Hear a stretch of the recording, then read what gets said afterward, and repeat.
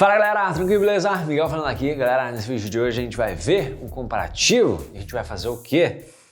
A gente vai ver hoje qual a diferença na prática usando uma fonte de alimentação que tem PFC ativo, selo 80 Plus, 80% de eficiência versus uma fonte de alimentação que a gente chama popularmente uma fonte genérica. É uma fonte que pode ter um PFC, mas não é ativo, é um PFC passivo, não tem uma eficiência de 80%, ou talvez nem entregue a potência que ela diz ter. Será que na prática isso aí muda muito mesmo? A gente vai ver no vídeo de hoje. Eu tô aqui com duas fontes de potência semelhante, que são o quê? Eu tenho inicialmente essa fonte aqui, que é de 500 watts de potência, uma PowerX, essa fonte aqui. Ela tem a chave seletora aqui atrás para selecionar 115 e 230 volts, a tensão da rede elétrica. Não tem essa seleção automática, esse modo automático de trabalho. Tem uma chavezinha de liga e desliga, isso aqui já tá legal. Não diz ter selo 80 Plus nem nada do tipo, então não mente nesse ponto aqui, né? Não diz ser uma coisa que talvez não seja.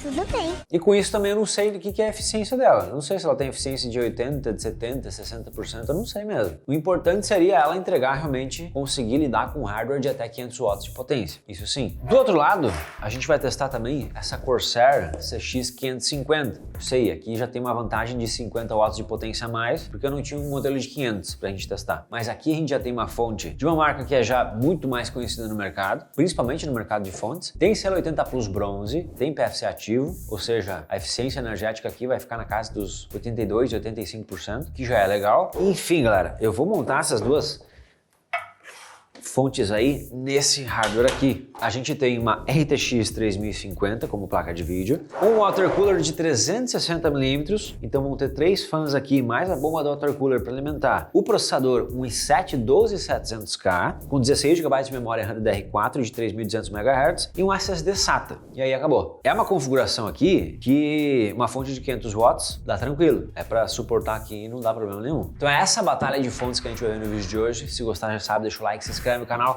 se junta à nossa turma de informática e é isso aí, vamos lá.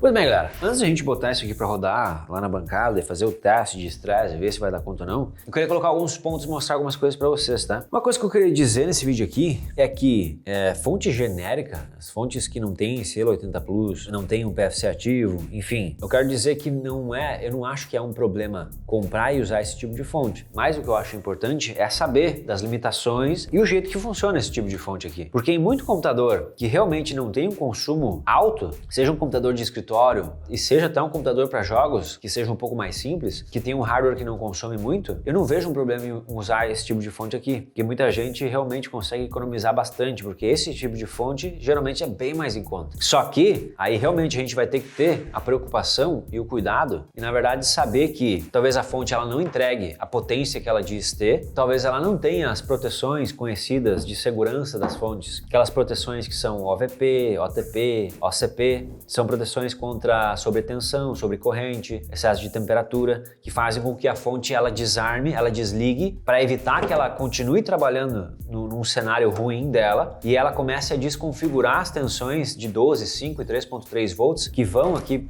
nos cabos e entram no PC, entram no hardware, na placa-mãe, na placa de vídeo. A fonte ela desarma antes dessas tensões começarem a desregular muito, com o perigo de dar problema lá nas peças do PC. Então essas fontes genéricas às vezes não trazem esse tipo de coisa. Só que, por exemplo, tu vai montar um PC que, sei lá, tu vai montar um PC que vai usar só o processador, não tem nenhuma placa de vídeo, ou talvez tenha lá uma GT 1030 que consome quase nada. Eu, sinceramente, eu não vejo problema de usar esse tipo de fonte aqui. O PC, ele vai consumir, sei lá, 200 watts, 250 no máximo, e tu usa uma fonte genérica de 500. Teoricamente, sobra bastante potência. Mas, de qualquer forma, a gente vai ver, pelo menos no caso dessa fonte aqui, né, como é que vai funcionar, como é que ela vai lidar com o PC que a gente vai testar hoje. Então, no geral, a gente vai ver aqui, ó, tamanho, a fonte da Corsair aqui, ela é até menor, né, cara? Ela é um pouco mais estreita aqui nesse ponto de vista aqui. O fã das duas é de 120mm, nessa parte aqui é bem igual. Uma diferença muito notável é o peso. Caramba, essa aqui ela pesa bem mais, a Corsair, tá? A gente vai ver na parte de dentro aí também o que tem de diferença. Uma coisa interessante que a gente pode notar, que é importante comparar sempre nas fontes, é o quê? A tabela de tensões. Isso aqui já é um forte indicativo se a fonte ela vai aguentar o o hardware que tu precisa usar ou não. Principalmente o que a gente deve mais se atentar é na linha de 12 volts, a tensão de 12 volts, a corrente máxima suportada. Essa da Corsair, ó, ela suporta 44 amperes no total de corrente elétrica nessa linha de 12 volts, o que dá potência máxima de 528 watts de potência, que essa fonte consegue fornecer na linha de 12 volts. Então, praticamente a potência toda dela, ela consegue fornecer na linha de 12 volts. Aí o restante vai ficar na linha de 5, de 3.3 volts, que são de dispositivos que usam pouca energia, né? Que vai ser para alimentar um HD, um SSD, enfim. Vamos ver essa outra aqui, ó, a Power X. A linha de 12 volts aqui, olha só,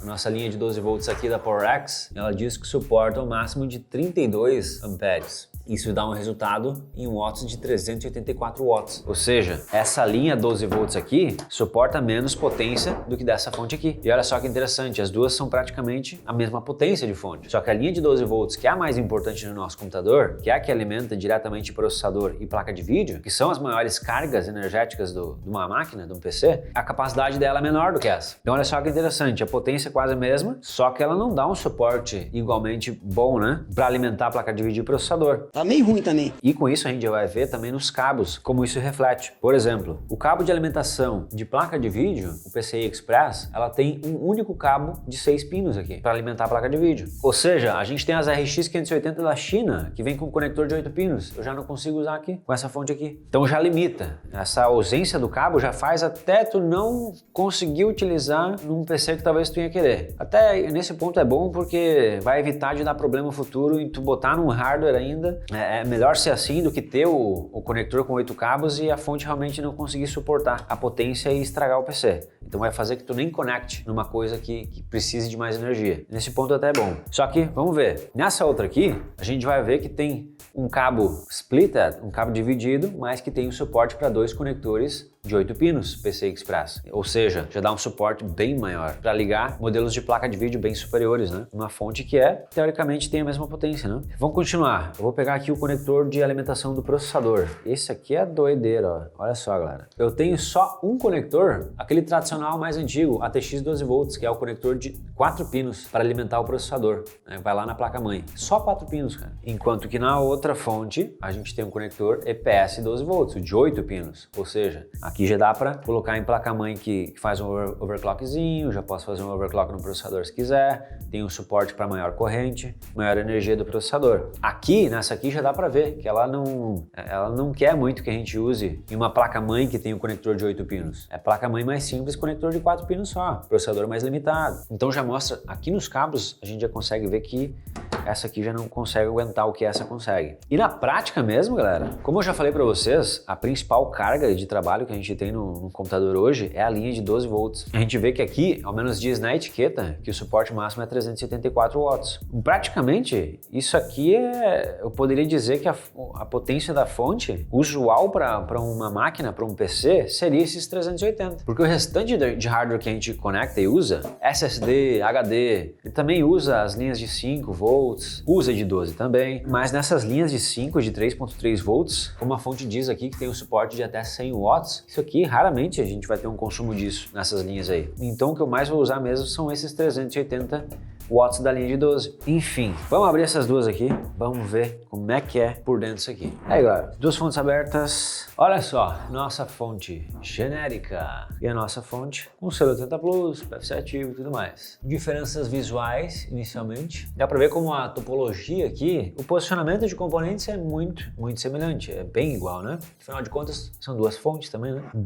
Sabia não? Mas olha só, galera, a gente tem a parte da entrada de energia da tomada, aqui ó, o conector, né? Os dois conectores, parte de trás. Então a energia vai entrar aqui, inicialmente ela vai ser distribuída nesse ponto aqui, através desses grandes capacitores aqui, e aí vai passar por alguns chaveadores que estão ligados nesse primeiro dissipador aqui, aí passa para os transformadores e chega na parte do secundário, onde a gente já começa a ter a presença de 12, 5 e 3.3 volts. E a partir daqui a gente vai ter mais componentes de filtro, mais bobinas, outros capacitores de tensão inferior, né, para trabalhar nas tensões de 12, 5 e 3.3, e a gente já tem os cabinhos aqui, né, né, que vai para fora. Olha na Corsair aqui como a gente tem. O interior aqui é bem mais... Tá certo que a fonte da Corsair é menor também, mas dá para ver como na entrada principalmente, olha só como aqui a gente tem um espaço vazio com ausência de componentes. Aqui eu vou dar uma entortadinha nela pra gente ver, ó, olha só, como tem componente aqui na entrada, que já para filtragem de transientes. Questões de interferências eletromagnéticas também nessa entrada de energia. Aqui a entrada da energia vai ser do mesmo jeito. Vai entrar nessa região aqui da placa, passa por esses componentes dessa filtragem inicial de transientes, passa pela ponte retificadora, que aqui na verdade a gente pode ver esse componente aqui, ó, tem um dissipador, ó. A ponte retificadora tem um dissipador só para ela. Aqui a gente também tem a ponte retificadora, ó, só que ela não tem um dissipador para ela aqui, ó. Ela tá sozinha, ó. Então se dá uma esquentada aqui, que se vire, ó. Esse componente aqui, que é a ponte retificadora, ele é um conjunto de 4 diodos posicionados de um jeito que a partir daqui a tensão alternada da tomada da nossa casa, ela vira uma tensão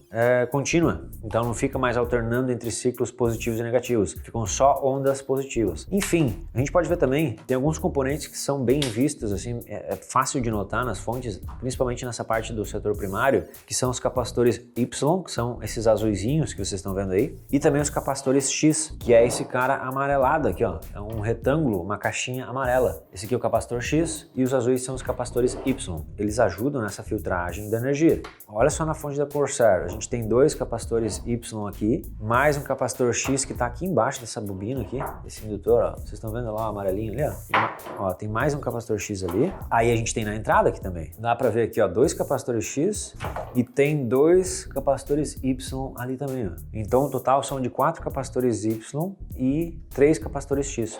Na nossa outra fonte, olha só, não tem nenhum capacitor X aqui, ó. Vocês estão vendo que não tem nenhum amarelinho, ó? Não tem. Sumiu! A gente tem 2 capacitores Y aqui, ó, mas não tem capacitor X, ó. Tem outro azulzinho aqui, ó, mas eu tô achando que ele é um termistor de um outro jeito aqui. Esse preto aqui também é um termistor. Aquele ali tá meio estranho. Eu acho que na serigrafia ele não diz o que é, mas eu acredito que não seja um capacitor Y aqui, tá? Esse outro azul. Por isso que eu não tô falando dele. Mas capacitor X não tem, ó. Além de que a gente também não tem uma bobina aqui, um indutor na entrada, que faz parte da parte do circuito de PFC, do corretor de fator de potência, como a gente tem aqui, ó. Um baita indutor. A gente tem uma diferença aqui também no capacitor do primário, né? Que é o maior capacitor de dentro da fonte. Na Corsair, ó, a gente tem um capacitor. Olha a marca aqui do capacitor. Estão vendo ali? LG. Capacitor LG. Marca conhecida. Sim, é LG que vocês estão pensando. Esse aqui é um único capacitor com temperatura limite de 105 graus, que é o maior limite de temperatura nos capacitores que a gente vai ver dentro de fontes, e de 400 volts de tensão esse capacitor. Na nossa outra fonte, a gente tem 2 capacitores dessa marca Tang, que deve ser mais simples. Tang. Esses 2 trabalham com a tensão de até 200 volts, ó. Então a gente já pode ver que faz uma somatória aqui, né? Lá na Corsair, como a gente tem um só maior de 400, aqui a gente tem 2 de 200. Essa marca Tang aqui, que já não é tão conhecida, o limite de temperatura aqui ainda é 105 graus. Aqui tá beleza, né? Aqui é o maior limite de temperatura. Isso aqui tá show. Mas a gente já vê, né? Não tem nenhuma bobina aqui, nenhum indutor da parte de PFC aqui, ó. Não tem. Tem bobina depois aqui, quando tá indo pro secundário aqui, ó. Aí é outra coisa, outra história. Enfim, algumas diferenças físicas que a gente pode notar. É bem diferente, né? E é isso, galera. Vamos passar para a bancada, então, e vamos ver como é que vai ser essa história. Muito bem, galera. Vamos começar nossos testes aqui, então, com a Corsair CX550, de 550 watts de potência. Já está aqui na nossa bancada, com a RTX 3050, o i7 12700K, 16 GB de RAM do DR4, water cooler 360mm e um SSD SATA, que tem o Windows rodando, tá? E já vou começar então o nosso teste de estresse. Eu vou usar aqui o programa OCCT para a gente fazer o estresse da placa de vídeo. Eu vou fazer teste de estabilidade 3D Standard na GPU, com a complexidade 8 de shader, que é a complexidade máxima, e o limite de uso da GPU 100%, normal. Já vou dar um start test aqui. O estresse do processador a gente vai ter através desse programinha aqui, que é o Power Max, tá? A gente vai rodar instruções AVX no processador durante um tempo indeterminado e isso vai aumentar o consumo dele, tá? Eu vou começar aumentando o consumo só da GPU aqui, ó. Dar um start test, ó. Então a gente vai ver lá em cima, olha lá, NVIDIA GeForce RTX 3050, o consumo da GPU já começou em 113 watts, 111 está consumindo isso aí, a 100% de uso, e a temperatura é muito boa, 51, vai para 52 graus Celsius agora, vai subir naturalmente. E é isso. O nosso processador está consumindo ali 19 watts, tá pouquinho, né? Ele não tá usando... Ué? Ah, não liguei aqui, caramba. Eita, me esqueci de fazer uma coisa aqui no processador, galera. Vocês estão vendo a temperatura dele, coitado? Meu, não liguei a energia dos fãs aqui, rapaz, na fonte. Que isso, MW. Doido pra explodir o negócio? Imagina. Nossa, meu Deus do céu. Agora eu liguei. Nossa, olha na hora como é que baixou a temperatura. Coitado, cara. Eu tava com a bancada aqui. Os fãs não estavam girando aqui. Meu xari. Pobre coitado. Agora já subiu o consumo dele também. Agora sim. Nossa, foi de 100 graus Celsius para 42 na hora, né? Aqui também ele não tá fazendo nada, né? Coitado. Enfim, nossa GPU então, ó, no 116 watts de consumo. Processador 40, 35, é o normal dele, assim, de modo mais ocioso. E é isso. A gente pode ver que a gente não tá nem 50% da capacidade de carga dessa fonte, que é 550 watts. Tá consumindo ali 116, mais 35, 40 watts do processador. Vou arredondar para 160 watts, esses dois aqui juntos. Aí mais a placa-mãe, mais os fãs, a bomba do water cooler. Vamos estimar que fica em uns 180 watts de consumo tudo. É isso. No wattímetro, na tomada, o que está mostrando aqui pra gente que a fonte está puxando da tomada de energia é 192, 214 watts, 196, 209, ó, fica nessa, 200, na casa de 210 a 190, né? Show de bola. E agora, já vamos ver como é que tá a temperatura dessa fonte por dentro. Tô aqui com a câmera térmica, baixar aqui um pouquinho mais. Aí, ó. Vamos lá então, ó, só para vocês entenderem, né? Ó, o notebook tá aqui, olha lá, o tecladinho do notebook lá, bonitão. E vamos reto lá na fonte, ó. Vamos ver, fonte. Tô vendo 24 graus, 24, 20, 30, 23, 26, 24. Mais alto aqui, 34, ó. 35 eu vi pegar, mas tá bem tranquilo, né? Ó, vou vir aqui por trás onde entra o cabo de força da fonte, ó, a parte traseira dela. Vamos ver, aqui tem 28, 30, 33, 35, pegou ali. Tô apontando pra ponte retificadora, nada de calor, cara. Bem tranquilo. Pegando com mais detalhes aqui mais perto. Muito frio, né? Tá louco, cara. Não peguei nem uns 50 graus Celsius aqui. Loucura, hein? Claro que também tá sobrando bastante da fonte aí, né? Vamos fazer o seguinte agora. Já vou começar a rodar o teste de estresse no processador agora. Agora eu vou dar o start test aqui. Pum! Vocês já vão ver, ó. Nosso consumo do i7 tende a aumentar. Olha aí, galera, 100% de uso do processador, 176 watts de consumo. Temperatura subiu, 82 graus Celsius, mas ainda tá boa. E o clock tá bem legal, também é 4.6 GHz, tá show, né? E agora a gente tem então, ó, 170 watts mais 117 watts da GPU. Aqui já dá, hein, realmente, então, 270, vamos arredondar para 300 watts de consumo nesses dois componentes, né? Mais aí placa-mãe, que pode desperdiçar um pouco, mais uma vez a bomba do water cooler, os fãs, os módulos de memória, SSD, vamos deixar em 320 watts, um consumo máximo dessa configuração aqui. Na tomada, já dá para ver agora o consumo, ó, de 390, 380. Fica um consumo até que não muito alto do que é o hardware mesmo, né?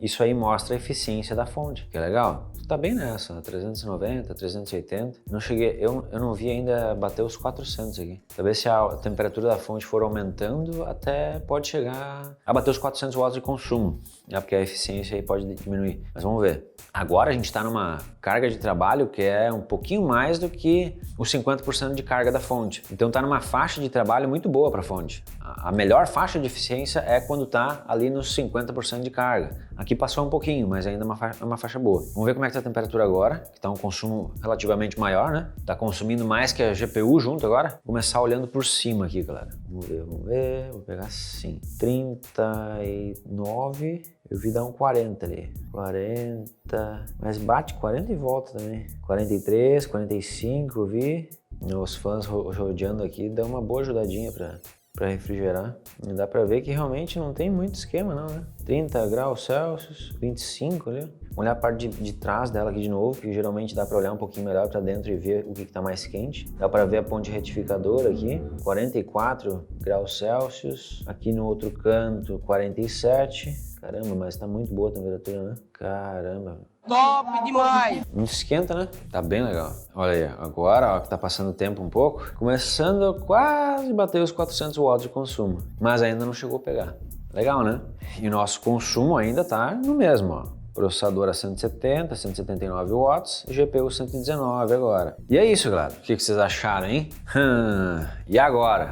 Agora que nós vamos ver o que vai ser bom aqui, ó. Agora eu vou pegar a nossa outra fonte de 500 watts e vamos ver como que vai ser essa bicha aí, vamos lá. Muito bem, galera, agora a gente está aqui com a nossa super fonte de 500 watts genérica. E aqui eu já vou esperar algumas limitações no fornecimento de energia do processador que a gente está usando. Afinal de contas, né, eu já falei, a gente tem um conector só de 4 pinos, um conector ATX 12 volts para o processador, que entra ali na placa-mãe. Então eu acho que esse set não vai consumir tudo aquilo lá em watts, tá? Pelo fato de ter já a limitação no próprio cabo. Além de ter só 4 conectores, a bitola do cabo é inferior, então ele aguenta uma corrente menor também. Então vamos ver o que vai rolar aqui. No otímetro, a gente está tendo um consumo de 70 watts, 72 watts. Eu estou só com o sistema rodando no modo ocioso, não botei nenhum teste de estresse ainda. A temperatura no momento em modo ocioso dessa fonte, vamos ver. Já estou com a câmera térmica aqui do lado. Vou tentar ver aqui um ponto mais quente. Deixa eu mudar o foco dessa fonte aqui para ficar mais longe. Estou tendo 25, 22 graus Celsius. Vou olhar aqui de trás. 70? Tem um negócio aqui que bateu 70 já. Caramba. 52, 51, 59, 62, 63. Uma coisinha aí que já tá bem quente aqui. Tá quentinho, tá quentinho. Começando com o teste de estresse da GPU. Pum! Eu já vou me preparando aqui também o outro programinha para estressar o processador. Aí, galera, vou dar um start aqui, ó. Vai começar o teste de estresse da GPU. RTX 3050 foi, ó. Placa consumindo 120 watts, 54 graus Celsius a 100% de uso. Tá show aqui. No software tá legal. Olha só na tomada como é que tá. A fonte tá pedindo 255 watts no momento. A gente não tá rodando teste de estresse de processador ainda, tá? 251, 248, 260 watts. Caramba, meu. Aí, ó, 262, 260. E tá rodando aí o teste. Não deu um minuto ainda de teste de estresse. Vai bater agora. Daqui a pouquinho, um minuto de teste. Olha lá, 51. Já vamos ver aqui nossas temperaturas na fonte, tá? Lá no cantinho tem um negócio meio quente. Tá em 35, 32, 33. Aqui dentro tá 31. Um dissipador aqui. Opa, achei um negócio quente aqui, hein? 90, 80, 90, 80, 95. Olha lá, travou 92. Câmera térmica ela trava às vezes para resfriar ela. Ixi, eu vi bater uns 98 ali. 97 graus Celsius, 100. Tá esquentando o bicho aqui, bicho. Ô, louquinho, meu. E tá perto de um transformador aqui. Perto do transformador que manda o intermediário aqui do setor primário para o secundário da fonte. Ó, 94. Vou tentar focar diferente aqui. Pera aí. Olha aí, galera. Agora tá mais focado nesse componente ali. Vou tentar ver os cabos aqui. O cabo não tá muito quente, não. Agora eu vou lá para a parte de trás da fonte. Vamos olhar aqui de novo. Ó. 83, 82. Também tá mirando num transformador aqui. Só que de tamanho menor. 100... 99, 102 graus Celsius. Ixi, Maria. Complicou. Ó, vou vir de longe da fonte para vocês entenderem. 92, 87, lá, 100 e 111. 113 graus Celsius. Frio não tá, né? Nosso consumo na tomada, 260 watts, 250. Bem, só a placa de vídeo tá consumindo 115 watts. A gente não chegou direito nos 50% de carga dessa fonte aqui que tem 500 watts. O processador, apesar de ele não estar sendo utilizado, eu não estou estressando ele tá consumindo lá ó, 37, 40 watts, 35. Então se a gente somar isso aí, 107 watts da GPU que tá dando agora, mais 35 watts do processador, desse set, vou somar mais a placa-mãe, o desperdício da placa-mãe, o consumo da memória RAM, o consumo do SSD, que é pouca coisa, o consumo da bomba do water cooler, os fãs, eu vou dizer que está consumindo uns 170 watts, tudo, 180.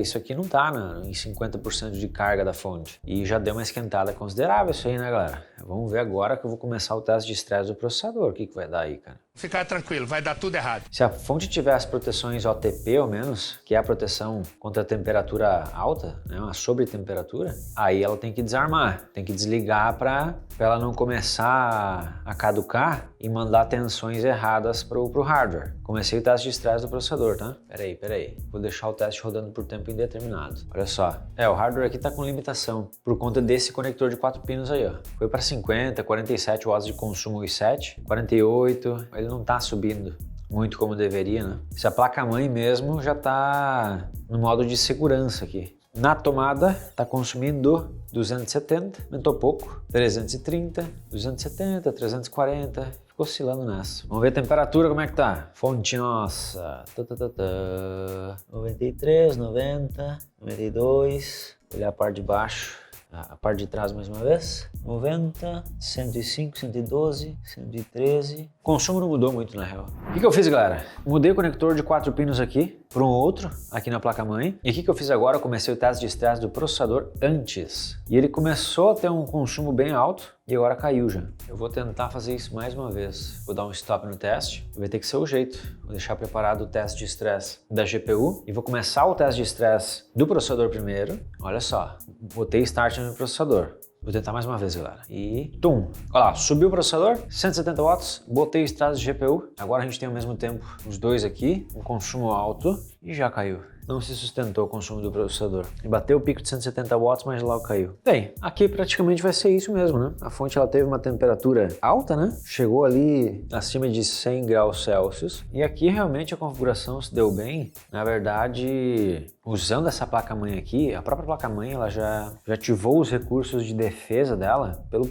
simples fato da fonte não ter cabos o suficiente para gerar, para conseguir fornecer uma corrente adequada para o processador. Então nesse ponto eu vou dizer que tá ok até, né? Que se a fonte fosse para querer ferrar com o usuário, os caras poderiam ter feito um projeto com um cabo de 8 pinos EPS, 12 volts, e eu ia colocar isso ali e talvez ia dar uma besteira maior, né? A fonte poderia até fornecer a corrente e aguentar um tempo, mas até quanto isso ia durar, né? Se aqui, como a gente viu, nem 50% de carga da fonte já chegou em temperatura alta. Acho que não ia dar boa coisa não, tá? Então, ainda bem que não tem os cabos para alimentar, senão o negócio ia ser feio, eu acho. Deus me defenderá. Então, galera, finalizando esse vídeo de hoje das duas fontes. Acho que dá pra ver, né? A diferença das fontes que a gente tem por aí no mercado e diz, né, de forma comum, popular, fonte genérica. A galera até mais das antigas costumava falar, né? Agora eu lembrei também. O pessoal falava fonte 500 watts reais, 500 watts nominais. E se diz respeito justamente a isso, né? Por exemplo, essa fonte aqui, ela diz ter os 500 watts. Não são 500 watts reais. Na linha de 12 volts dela, ela entrega 380 e poucos watts, 380 watts. Enquanto que aqui, na Corsair, na nossa linha de 12 volts, que é a mais importante, ela entrega já esses 500, praticamente os 550 watts, só na linha de 12 volts. Tudo isso? Mas não só isso também, tem a questão de, por exemplo, essa fonte ela pode entregar os 500 watts em trabalho de pico. Atinge por um momento, mas não é aquela coisa que se mantém. Enfim, deu para ver que aqui a temperatura dos componentes internos, um componente ou outro interno, ficou bem quente, né? E isso bem longe do limite de operação do que era para ser essa fonte aqui. Até estava longe dos 380 watts da linha de 12 volts e estava esquentando bastante. Então imagina isso aqui, se tivesse chegado lá para um consumo maior, se eu tivesse feito algum jeito de deixar o i7 consumir 170 watts dele, o que não ia ter dado aqui? Ia ver o negócio explodir, pegar fogo, será? Tudo ia depender se ela tem as proteções também, né? Se as proteções iam funcionar, ia desarmar a fonte ou não. Mas deu para ver que roda de um jeito bem mais estressado, né? O negócio não vai tão fluido e tão tranquilo como foi no caso dessa Corsair CX550 aqui. E não pensem que é porque tem 50 watts a mais de potência que deu a vantagem. O jeito que eu usei o hardware aqui ficou longe de bater o limite máximo das duas aqui. Então não é essa a questão também. Enfim, galera, o que vocês acharam, hein? É o que muita gente fala também, né? Apesar de não dar FPS, a fonte é importante, principalmente nesses casos de tu não consegue ver, tu talvez não vai estar monitorando a 100% do tempo e vendo se a fonte está com uma temperatura boa, será que ela tá legal ou não. Porque, por exemplo, a gente usando aqui e olhando que, caramba, tava entregando poucos watts e já tava a 115 graus Celsius. Imagina como é que ia continuar o negócio. No dia a dia a gente não consegue ir monitorando isso com câmera térmica e tal. Se talvez fosse mais fácil de ver isso, o cara até conseguiria utilizar esse tipo de fonte aqui de um jeito mais controlado, mas não é o que acontece, não é a questão, não é o real do dia a dia. E isso realmente é um risco pro teu hardware. Se a temperatura for aumentando e ela começar a descompensar, começar a não conseguir entregar mais potência, aí vai começar a desligar o PC. Pior ainda é ela começar a entregar a tensão errada, começa a variar. A linha de 12 volts começa a entregar, sei lá, 12,6, começa a entregar 12,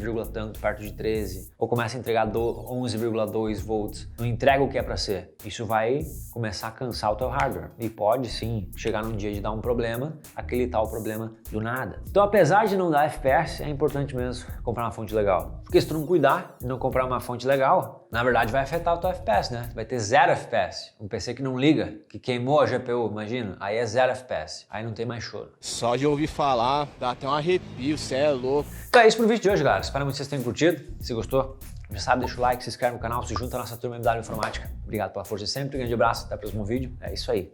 Valeu!